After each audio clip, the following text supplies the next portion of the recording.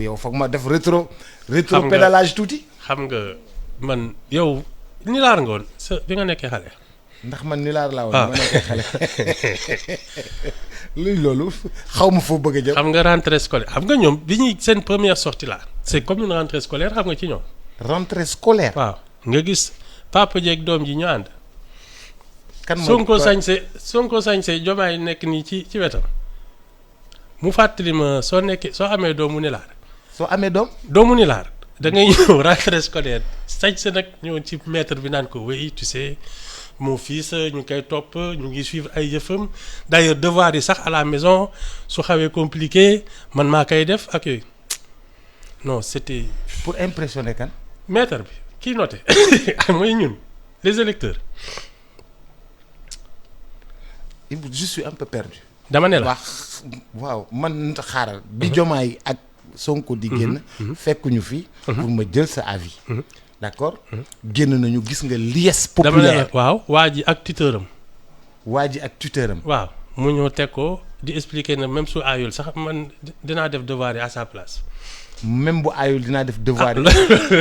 soo amee doomu kànkar moom nag noonu lay def de da ngay ñëw dugg école ba sañse ñëpp naan naa vraiment c'est une famille. kii ak yooyu nga ñëw di expliquer maître bi naan ko oui non on le suit à la maison fekk waa ji daal xel me neexul. mais ba léegi xaw ma loo bëgg wax. waaw d'accord jàll ci keneen. non mais non man. Boubs on veut élire un président de la République.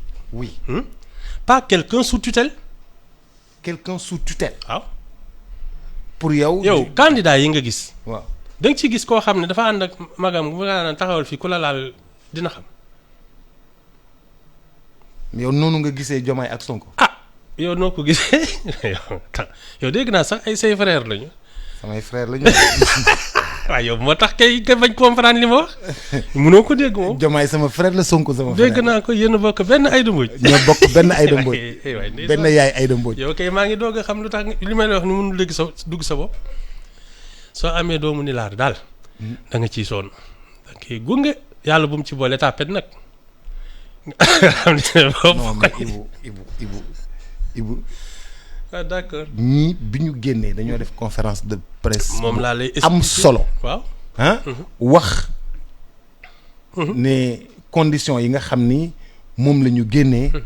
wax pour la première fois nga dégg Sonko waxu président Macky Sall. tudd ko frôler même tressé ko laurier. man foofu laa bëgg ñu taxaw. du ma ko dimbali ba mu génn ci kaso bi. d'ailleurs ils ont maintenant changé d'ennemi. C'est Amadou Ba. leur ennemi. nee na sax moom li mu daj yëpp Amadou Ba la wala déggoo loolu. si. amango ce que l'histoire ne dit pas c'est que curieusement est-ce que Sonko Macky Sall ils se sont connus il y a longtemps je ne pense pas mais Amadou Ba et Ousmane Sonko ils se connaissent depuis longtemps parce que kii jàngal na kii à l'ENAM nekk na son supérieur hiérarchique kii nekk directeur des impôts et domaines directeur général kii nekk syndicaliste bi kenn kii dégg naa bu ma bëggee takk ñaareel parce que sa belle-mère foog naa tam ci foofu la doon liggéey Amadou Ba moo ko ñaanal jabar c'est-à-dire yooyu yëpp soo ko jàllalee ba pare. Je pense pas que la politique vaille ça. xam nga. Pour man politique affaire u gentleman la. affaire u gentleman. waaw. Tu sais parler de ses propositions et puis ce qu'il y a de curieux dans cette situation mooy li ma lay wax rek. Le candidat c'est pas Ousmane Sonko. C'est Bassirou Diomaye Faye. Tu comprends? C'est lui qu'on veut entendre. Mais il lui fait pas de l'ombre, il l'accompagne. Il lui fait pas de l'ombre, il l'accompagne. waaw man ce qui m'inquiète c'est justement que tu as l'impression d'avoir quelqu'un sous tutelle. xam nga moom déjà quand ils étaient en prison tu as vu tous les gens qui sont venus autour de Bassirou Diomaye Faye ñoom les vieux briscards là ay Mimi Touré ay ku nekk di tëb di dal kii si tu sais ce genre de comportement là les vautours là dont je parlais ça veut dire que le monsieur n'a pratiquement pas d'envergure parce que ñoom ñëpp dañ ko bëgg a saax-saaxe et ça c'est inquiétant pour quelqu'un qui veut diriger un pays.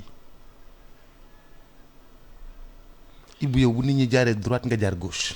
Boubs. jomaay ji di jolli ci réew mi. Boubs Ousmane Sonko candidat les gens ne se comporteraient pas comme ça parce qu'il a la personnalité qu'il faut kii nga xam ne ñëpp ko ñeme di ko tàgg di ko kii ak di ko wërloo yooyu non attends moi ça enfin de toute façon les Sénégalais votent pour qui ils veulent man sama yoon. Ibou fii réew mi yëpp lu ñu doon wax mooy waxtaan amul. waxtaan amul la. waxtaan diggante Macky Sall ak. muy ak Sonko. mais à la fin on a vu que ndekete yoo waxtaan bi tout le temps la woon. Sénégal li tubaab ba waxoon. en Afrique on se parle la nuit. waaw. et c'est dommage tu sais pourquoi parce que waxtaanu guddi dañ ko mës a def en politique.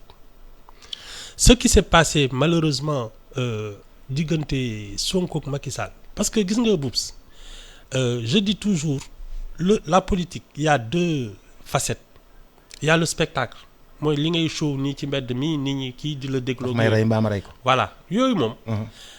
ça fait partie un peu du spectacle de la manipulation mais les choses sérieuses elles se discutent en coulisses c'est-à-dire que dans une république organisée. Il y a toujours des passerelles entre adversaires politiques et qu'ils puissent se dire jusqu'où il ne faut pas aller. Wade ak Diouf seen xatara yi yëpp ils avaient des passerelles communes su yëf yi demoon bay bëgg a ëpp jéggi daayoo ñu xam ni ñuy waxee seen biir suñu génnee ci mbedd mi mel ni xamante wuñu ça a toujours existé mais ñii nag dañu ils s'y sont pris trop tard. seen waxtaan dafa yéex. waaw parce que bi may naan waa ji il se trompe d'adversaire di song institution yeeg di kii ak di saaga ak di nañ taal fii ak yooyu suñu doon waxtaan ñoom seen biir dinañu xam li ñu war a waxante ak li ñu warul waxante. mais est-ce que c'était pas trop tard parce que li ñu yàq ci réew mi ëpp na li ñu yàq ci réew mi bëri na. c'est impact. mais waxu ñaari nit mu yàq réew mi à ce point yàq famille yi à ce point yàq kër yi à ce point yàq économie bi à ce point. c'est leur niveau qui est bas ñoom ñaar ñëpp parce que je trouve qu'il y a des questions sur lesquelles il faut de la hauteur. Boubs nekk président de la République chef d'État chaque fois que tu prends une décision mauvaise ça coûte des vies et c'est ça nous notre problème. Macky Sall n'a pas pris les bonnes décisions on a eu 50 morts. ah oui parce que le gars là ni mu demee ba ñeme ko ba yàpp ko c'est jusque là qu'on ne devait pas arriver. Malheureusement. Sonko nu mu demee ba yàpp Macky Sall waruñu woon yegg foofu. non tu sais même pas parce que c'est Macky Sall mais parce que c'est le chef de l'État. Boubs un État c'est pas du chahut. Tu peux pas défier un État parce que celui qui l'incarne ne te semble pas voilà rek nga ñeme ko ne kon État bi du dara je vais lui marcher dessus. bon tu sais pour te dire à quel point un État est puissant Macky Sall li mu manœuvrer nii comment ça s'est passé ay reporter élection kii dugg fii génn na le qu'est-ce qu'ils ont voulu et c'est l'État qui est resté ferme moo tax élection yi di am. si l'État n'était pas si ferme. élection yi reporté